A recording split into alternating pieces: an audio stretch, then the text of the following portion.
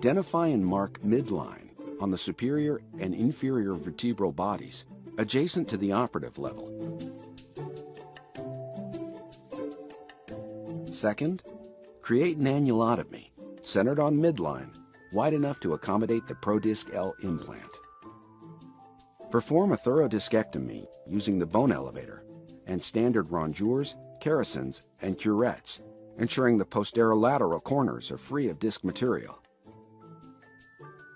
Then, insert the vertebral body spreaders to the posterior margin of the vertebral bodies to gradually remobilize the motion segment. The posterior longitudinal ligament should be completely exposed and released or resected as required to achieve remobilization. Trial implants are used to determine the appropriate implant footprint, lordotic angle, and disc height. At this point, advance the trial to the posterior margin of the vertebral bodies.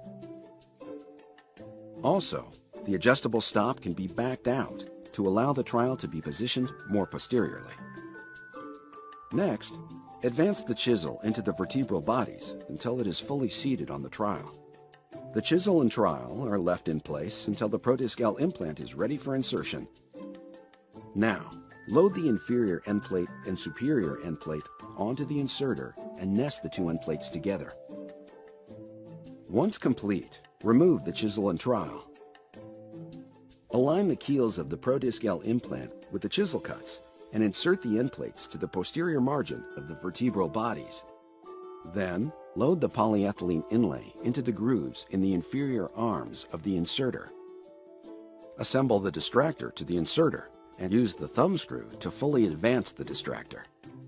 When that is done, verify that the posterior edges of the end plates have separated from each other. Insert the inlay pusher into the grooves in the inferior arms. Then, manually push and lock the polyethylene inlay into the inferior end plate. Finally, remove the instruments and verify final implant positioning.